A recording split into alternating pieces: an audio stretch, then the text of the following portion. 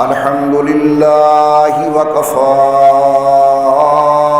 وسلام على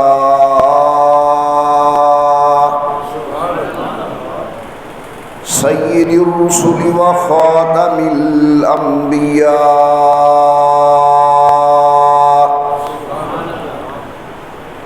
وعلى آله الأتقياء وأصحابه الأصفياء نشهد أن لا إله إلا الله وحده لا شريك له ونشهد أن محمدًا عبده ورسوله أما بعد أعوذ بالله من الشيطان الرجيم بسم الله الرحمن الرحيم يا أيها الذين آمنوا اتقوا الله وكونوا مع الصادقين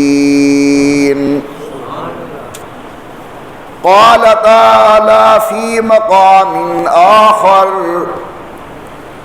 يا أيها الناس إنا خلقناكم من ذكر وأنثى وجعلناكم شعوبا وقبائل لتعارفوا إن أكرمكم عند الله أتقاكم صدق الله العلي العظيم وصدق رسوله النبي الكريم ونحن على ذلك لمن الشاهدين والشاكرين والحمد لله رب العالمين اللهم صل على محمد وعلى آل محمد كما صليت على إبراهيم وعلى آل إبراهيم إنك حميد مجيد اللهم بارك على محمد وعلى آل محمد كما باركت على إبراهيم وعلى آل إبراهيم إنك حميد مجيد نہایت ہی قابل قدر شرکائے اجتماع، آج جو مسئلہ بنیادی طور پر عرض کرنے کا ارادہ ہے وہ ہے نیک صحبت کے فائدے اور بری صحبت کا نقصان۔ سب سے آسان طریقہ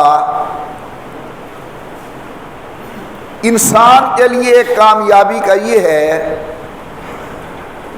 کہ صحبت صالح اختیار کرے، اور عمومی طور پر بگاڑ کا ذریعہ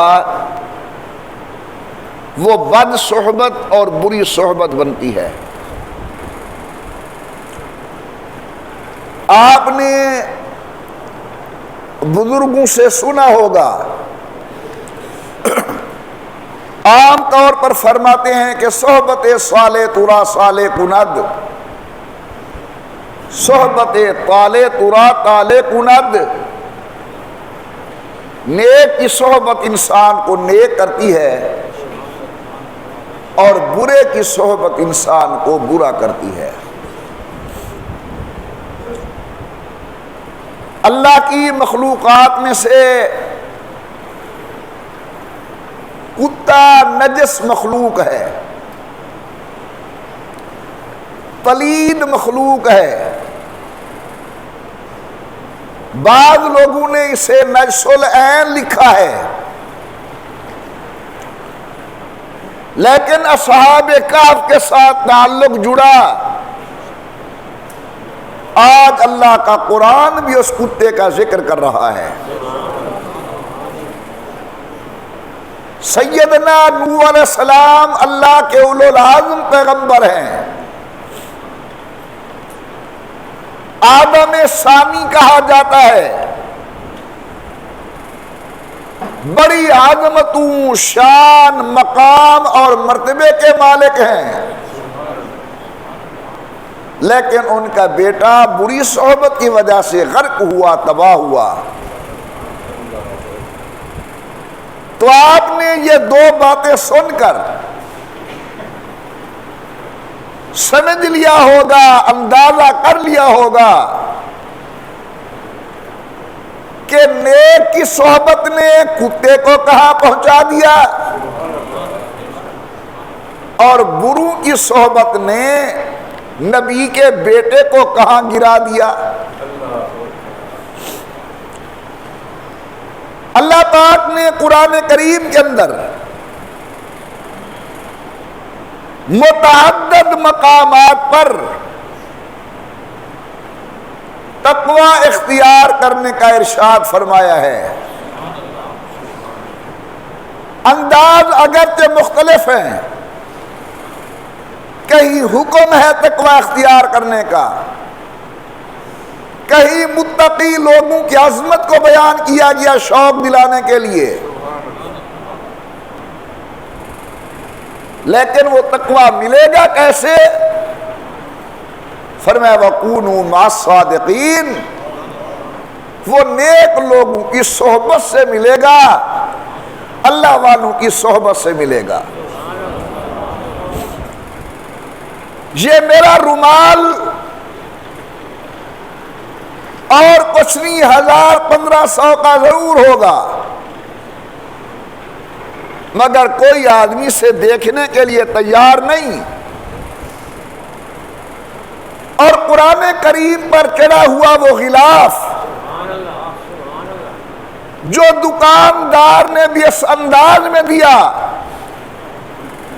چلو یہ بچا ہوا ٹکڑا ضائع نہ جائے، لے جاؤ، 200-300 روپے قیمت۔ میں نے دیکھا کہ لوگ اسے چوم رہے ہیں، آنکھوں پہ لگا رہے ہیں۔ میں نے اللہ والے سے پوچھا، اللہ والا میرے قیمتی کپڑے کو دیکھنے کے لیے کوئی تیار نہیں، اور اس کم قیمت کپڑے کو لوگ چوم رہے ہیں، آنکھوں پہ لگا رہے ہیں۔ وہ صاحب دل مجھے کہتا ہے محمد عمر ٹھیک ہے، جب دکان پر تھا تو یہ عام کپڑا تھا، لیکن قرآن کریم کے ساتھ جڑنے سے نسبت بدل گئی ہے، تعلق بدل گیا ہے، صحبت بدل گئی ہے۔ سمجھانا یہ چاہتا ہوں کہ اگر ایک کپڑے کا تعلق خدا کے قرآن سے جڑ جائے اس کی عظمت بڑھ جاتی ہے، اگر کسی عام انسان کا تعلق اللہ والوں کے ساتھ جڑ جائے نہ معلوم اس کا مقام و مرتبہ کتنا بڑھ جائے گا۔ اللہ تعالیٰ آپ سب کو حرم مبارک کی زیارت نصیب فرمائے، حرم مدینہ کی قبولیت والی حاضری نصیب فرمائے۔ جانے والوں نے دیکھا ہوگا کہ بڑے بڑے مالدار لوگ بیت اللہ کے غلاف کو حسرت بھری نگاہوں سے دیکھ رہے ہوتے ہیں، اور دل میں ایک آہ ہوتی ہے، امید ہوتی ہے، ہوک ہوتی ہے کہ غلاف کعبہ کو ہاتھ لگانے کا موقع مل جائے، غلاف کعبہ کو لمس کرنے کا موقع مل جائے۔ ذرا اس حاجی صاحب سے پوچھو کیوں اس کپڑے کے لیے اتنا ترس رہا ہے؟ وہ کہتے ہیں صحبت اللہ کے گھر کی مل گئی، قرآن کریم کی صحبت سے غلاف کا شان بڑھ گیا، کعبے کے تعلق سے غلاف کعبہ کا شان بڑھ گیا، معلوم ہوا کہ یہ صحبت بہت بڑی اعلیٰ چیز ہے۔ اللہ والوں نے لکھا ہے کہ ایک آدمی غسل خانے میں گیا،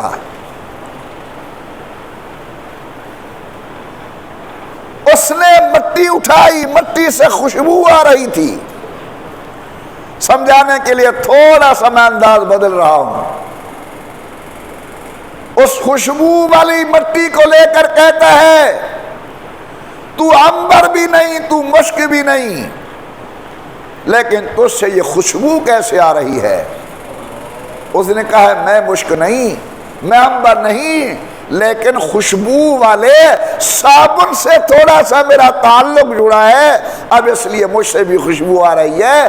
اگر صابن کی صحبت سے خوشبو آ سکتی ہے تو اللہ والے کی صحبت سے بھی انسان کا اندر بدل سکتا ہے، خوشبو آ سکتی ہے انوارات باری تعالیٰ.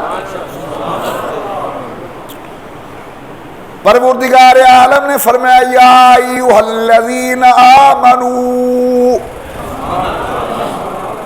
یاد رکھیں تمام فضائل کے لیے، اعمال کی برکات کے لیے بنیادی چیز ہے کہ عقیدہ انسان کا درست ہو. اگر خدا نخواستہ نیک اتنا ہے سجدہ کر کر کے پیشانی پہ محراب پڑ گیا،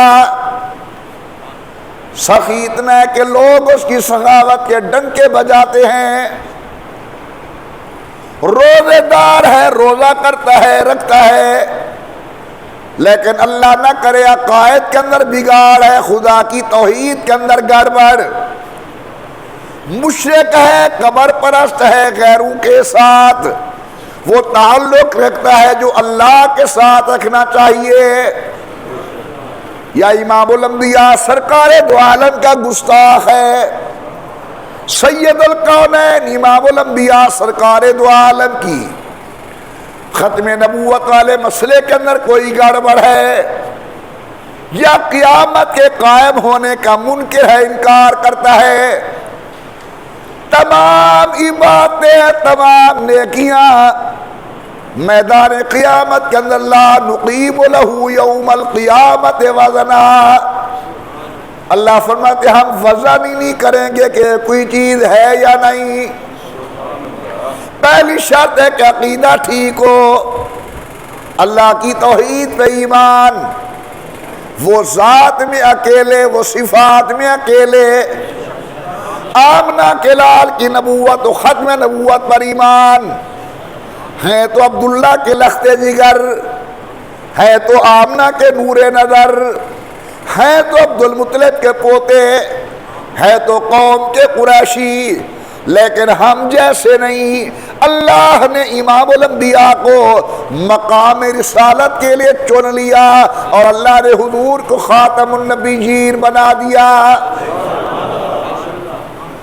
تیسرا عقیدہ کہ قیامت نے انشاءاللہ قائم ہونا ہے، مر جائے، گل جائے، سڑ جائیں، درندے ہمیں کھا جائے، جل کر راکھ اڑ جائے، آئے گا ایک دن لا اقسم بیوم القیامہ ولا اقسم بالنفس اللوامہ ایحسب الانسان ان لن نجمع عظاما بلا قادرین علی ان نسوی بنانا.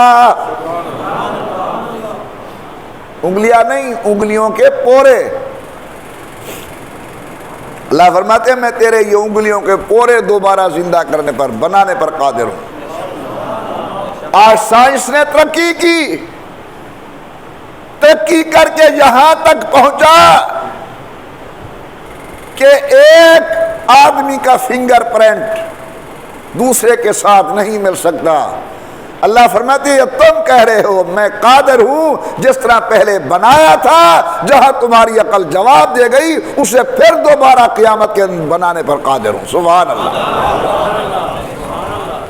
فرمایا یا ایھا الذین آمنو،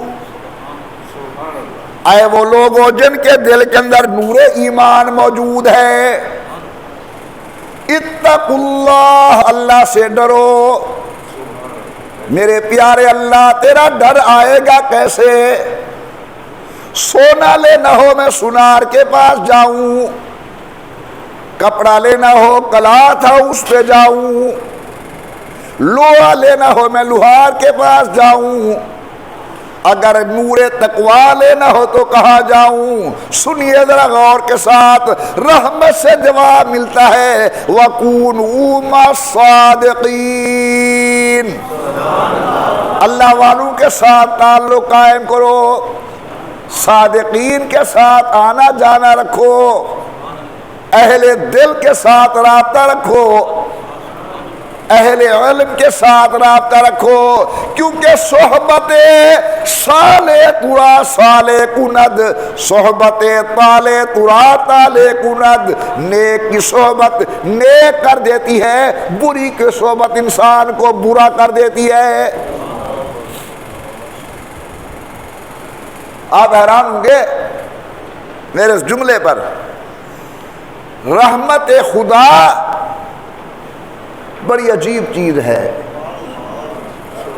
کبھی اندازہ ہی نہیں ہوتا کہ وہ رحمت کا وقت میسر آ جاتا ہے بگڑی بن جاتی ہے۔ اسی کو اللہ والوں نے کہا ہے کہ صحبت یک زمانہ صحبت با اولیاء بہتر از 100 سالہ طاعت بیریا، اللہ والے کی صحبت کا ایک لحظہ بیریا عبادت 100 سال اگر کوئی کرے اس سے بھی زیادہ افضل ہے۔ وہ لحظہ بڑا عجیب ہوتا ہے، مقدر والوں کو ملتا ہے۔ کوفے کے شہر کے اندر ایک اوباش برا آدمی رہتا تھا،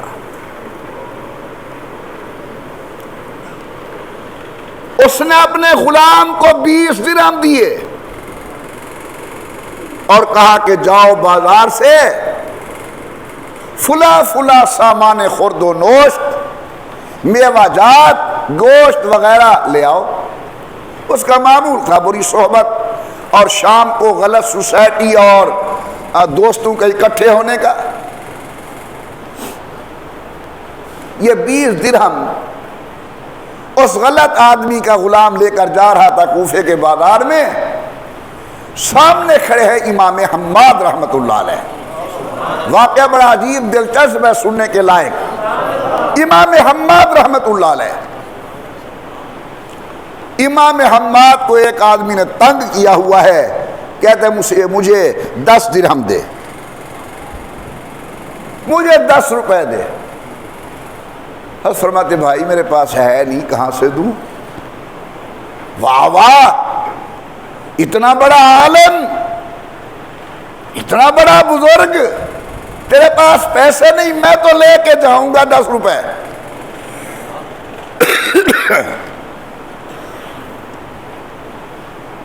حقیقت جانیے، لوگ اللہ والوں کو بڑا مالدار سمجھتے ہیں، ان کے چٹے کپڑے دیکھ کر، ان کی اچھی پگڑی دیکھ کر، ہر وقت چہرے پر مسکراہٹ کو دیکھ کر، لوگوں کے دکھڑے سن کر تسلی دینے پر لوگ سمجھتے ہیں یہ بڑے مالدار ہیں۔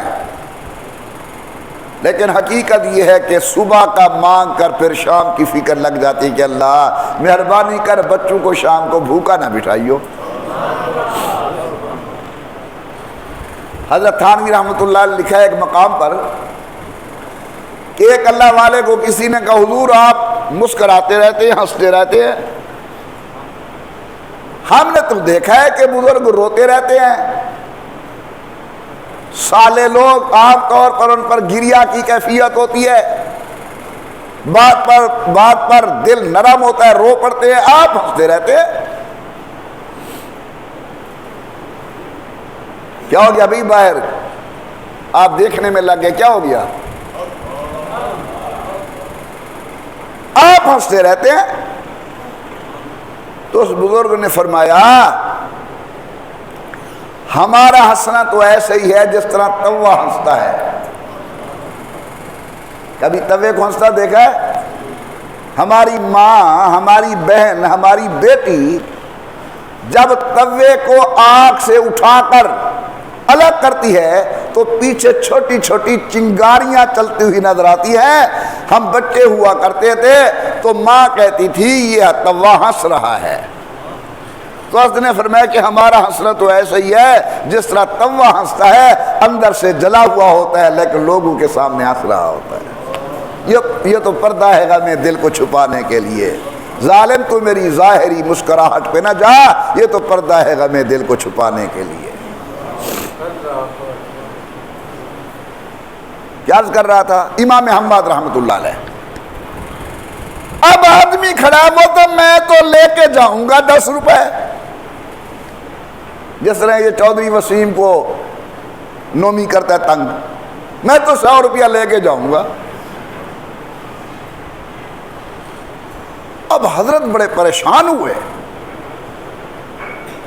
اور ادھر ادھر دیکھ کر کہا کہ بھائی اگر کوئی اس فقیر سے میری جان چھڑوا دے، اس فقیر سے کوئی میری جان چھڑوا دے، مجھے 10 روپے دے دے تو میں اسے 4 دعائیں دوں گا۔ یہ جو غلام جا رہا تھا 20 روپے لے کر، اس نے سوچا چلو 10 سے کام چلتا ہے، 10 حضرت کے کہنے پر دیتا ہوں اور 4 دعائیں بھی کروا لیتا ہوں۔ اس نے 10 روپے حضرت کو دیا، یہ تھا غلام، اور حضرت کو کہا کہ حضرت میرے لیے 4 دعائیں کریں، آپ نے وعدہ کیا کہ 4 دعائیں کروں گا۔ حضرت نے فرمایا بولو۔ کہنے لگا کہ پہلی دعا تو یہ کرو کہ اللہ تبارک و تعالی میرے مولا کو، میرے مالک کو شراب سے توبہ کی توفیق دے دے۔ حضرت نے دعا فرما دی۔ کہنے لگا دوسری دعا یہ کرو کہ اللہ مجھے آزادی نصیب کر دے، میرا مولا مجھے آزاد کر دے۔ حضرت نے دعا فرما دی اللہ اس کا مولا اسے آزاد کر دے۔ اس نے کہا تیسری دعا یہ کرو کہ میں آپ کو 10 روپے دے کر جا رہا ہوں، اللہ اس کا نعم البدل مجھے عطا کرے، اس سے بھی کئی گنا اچھا۔ حضرت نے دعا فرما دی۔ اب اس نے چوتھی دعا کرائی، کہتے کہ دعا کرو کہ اللہ مجھے، آپ کو اور میرے مولا کو بخش دے۔ علماء کرام لکھتے امام حماد نے 4 دعائیں فرمائی۔ اے میرا اللہ مہربانی کر اس غلام کے مالک کو شراب سے توبہ نصیب کر۔ دوسری دعا فرمائی یا اللہ اس آدمی کو، اس کے مولا کو توفیق دے، اسے آزاد کر دے۔ تیسری دعا کی یا اللہ یہ 10 روپے دے کے جا رہا ہے، نعم البدل عطا کر۔ اور یا اللہ یہ چوتھی دعا منگواتا ہے، اس کے مولا کو بخش، اسے بخش، ان کے صدقے مجھے بھی بخش، اور یا اللہ امت مصطفیٰ کے ساتھ رحم کا معاملہ فرما۔ سودا سلف خرید کر کے غلام واپس گیا۔ مولا نے پوچھا دیر کیوں لگا دی؟ سارا واقعہ سنایا۔ حماد کھڑے تھے، ایک آدمی نے تنگ کیا ہوا تھا، میں نے 10 درہم اسے دے دیے، 4 دعائیں کرا کے آیا ہوں۔ مولا کہتے سنا کون سی دعائیں ہیں؟ جی میں نے پہلی دعا منگوائی اللہ آپ کو شراب سے توبہ نصیب کر دے۔ لوگوں قبولیت کا ٹائم ہوتا ہے، یہ جملے سنے بہت ہزاروں قطار رونے لگیا، کہنے لگا اللہ گواہ ہو جا میں تیرے بندے کی دعا پر عمل کرتے ہوئے شراب سے توبہ کرتا ہوں۔ دوسری دعا میں نے منگوائی تھی اللہ مجھے آزادی نصیب کر دے، اس کا مالک کہتا ہے جاؤ میں نے تمہیں آزاد کر دیا۔ تیسری دعا یہ میں نے دعا کرائی تھی اللہ مجھے نعم البدل عطا فرمائے، کہنے لگا جاؤ میں نے 10,000 درہم آپ کو دے دیا۔ چوتھی دعا یہ اللہ تعالیٰ آپ کو مجھے اور حماد کو بخش دیں۔ کہتا ہے یہ میرے بس کی بات نہیں ہے، خدا جانے، خدا کا کام جانے۔ رات کو سویا وہ غلام جو کل غلام تھا، آج آزاد ہو کر سویا۔ خواب میں زیارت ہوئی، کہنے والا کہتا ہے مبارک ہو، اللہ نے بھی حماد کی دعا قبول کر کے تم تینوں کی مغفرت فرما دی۔ ایک لحظے کی بات، ایک لمحے کی بات، اس لیے اگر کہیں اللہ والا بیٹھا ہو، زیادہ نہیں 1-2 منٹ نصیحت سن کر چلے جاؤ، زیارت کر کے چلے جاؤ۔ مجھے یاد ہے پرانے زمانے کے اندر لوگ سفر پر جاتے تھے اللہ والوں سے دعا کروا کے، واپس آتے تھے اللہ والوں کی خدمت کے اندر حاضری دے کر گھر جانا۔ نہ رہے وہ حالات، نہ دعا مانگنے والے نہ دعا منگوانے والے۔ اللہ تعالیٰ وہ سابقہ دور پھر لے آئے، اللہ پر کوئی بعید نہیں۔ دوبارہ عرض کر رہا ہوں، صحبت صالح، نیک کی صحبت انسان کو نیک کرتی ہے دوستو، برے کی صحبت انسان کو برا کرتی ہے۔ کوشش کیا کرو۔ ایک زمانے کے اندر بزرگوں کی زیارت کا رواج تھا، لوگ اپنے بچوں کو اللہ والوں کی خدمت کے اندر محض اس لیے لے جاتے تھے کہ یہ ان کی زیارت کریں۔ یہ زیارت بھی ایک کام ہے۔ سنیے ذرا غور کر کے، بات آ گئی ہے۔ اللہ والے نے کچھ نہیں کہا، کوئی بات نہیں ہوئی، تم نے ان کے چہرے کو دیکھا، انہوں نے تمہارے چہرے کو دیکھ لیا، بس وہ ایک نظر اندر کرنٹ چھوڑ جاتی ہے۔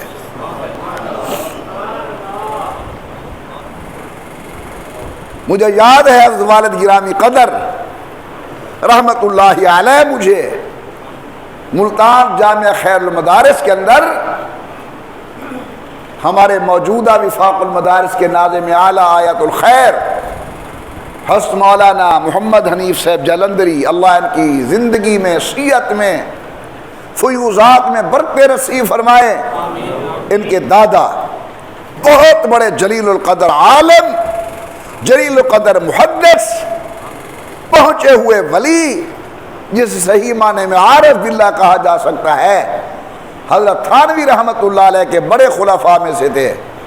والد صاحب مجھے لے گئے، حضرت مسجد کے کونے میں بیٹھے ہوئے تھے، مجھے فرمایا کہ یہ ہمارے مسلک کے بڑے بزرگ ہیں، میں تجھے زیارت کے لیے لے آیا ہوں، اور حضرت سے گزارش کی کہ حضرت میرا بیٹا ہے، اس کے لیے دعا فرما دے۔ یعنی صرف زیارت کرنے کے لیے لوگ اللہ والوں کی خدمت میں جاتے تھے۔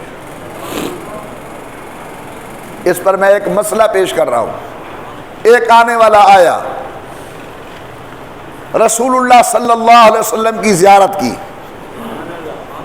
حضرت نے کوئی بات ارشاد نہیں کی، کوئی نصیحت حضور سے نہیں سنی، سید القونین نے کوئی ارشاد مبارک اپنی مقدس زبان سے ارشاد نہیں فرمایا۔ آنے والا آیا، ایماندار تھا، اس نے حضور کے چہرے کو دیکھا، دیکھ کر چلا گیا۔ اب اسی صرف دیکھنے سے یہ صحابی بن گیا۔ دنیا کے لاکھوں غوث قطب ابدال اس صحابی کی اس ایک نگاہ کا مقابلہ نہیں کر سکتے جس نگاہ نے حالت ایمان کے اندر سید القونین کے رخ انور کی زیارت کی تھی۔